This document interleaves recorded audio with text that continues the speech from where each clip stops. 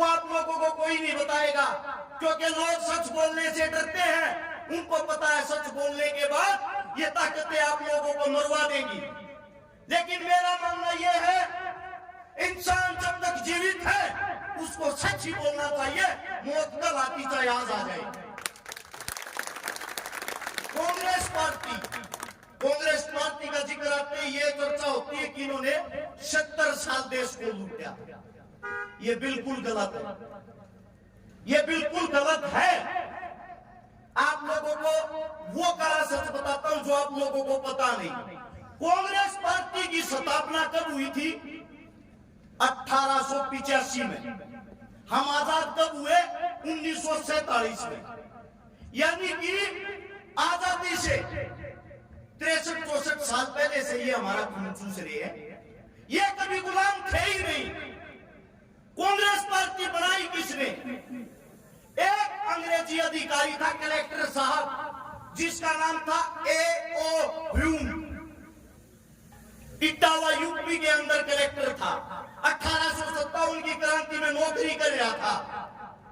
जब हमारे क्रांतिकारियों ने 1857 की क्रांति शुरू की, हमारी माता बहनों की घाघरी पैर हमारे वर्षा में तो मौका बचा था।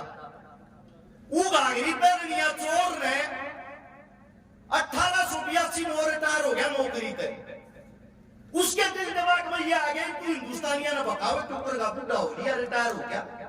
85 में उसने कांग्रेस पार्टी बनाई थी, और कांग्रेस पार्टी बना के हमारे बीच में लूटपाट शुरू कर दी।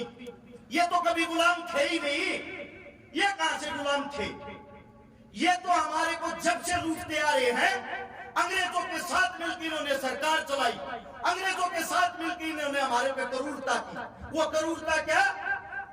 किसानों पर कर लिया जाता था, हमारी बहन बेटियों को।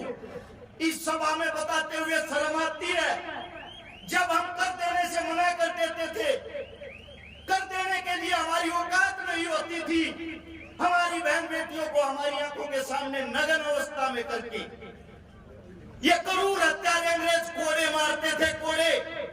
और इनकी साथ साझे में जो सरकार चलाती थी वो आप लोगों की कांग्रेस सरकार थी।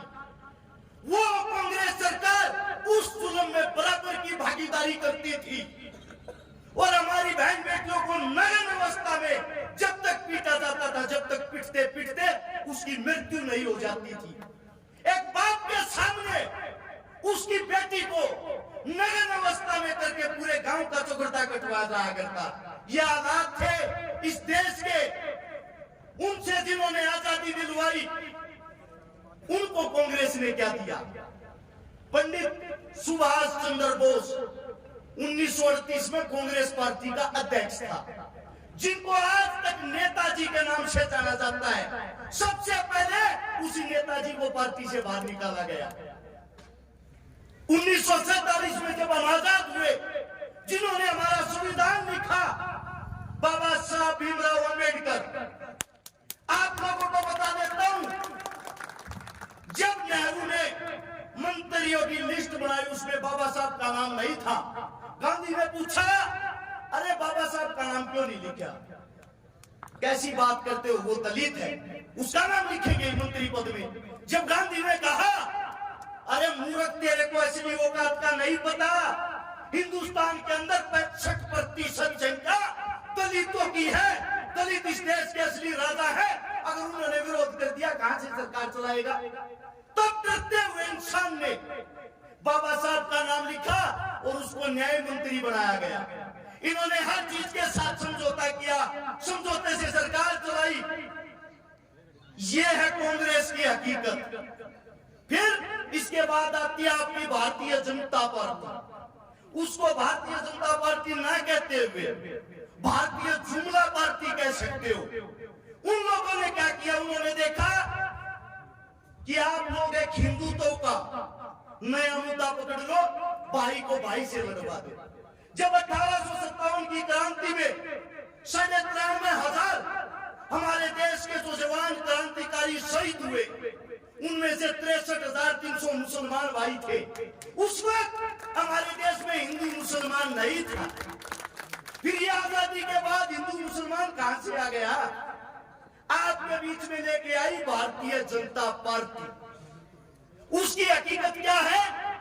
अब बात करना किसी भी बीजेपी के नेता से, नेताजी शिक्षा, स्वास्थ्य, रोजगार के बारे में बताओ। आपने कोई स्कूल खोला नया? आपने कोई कॉलेज खोला? आपने कहीं कोई शिक्षा की बात करी? आपने किसी बच्चे को सरकारी नौकरी दी? तुरंत आपको बोलेंगे तो देशद्रोही, इसको भगाओ यहाँ से। उनका एक ही काम है, आप शिक्षा की बात करोगे वो आपका मुंह घुमा के ये कहेंगे, ये देखो हिंदू तो खतरे में है, मुसलमान कभी आपको जान से ना मारते।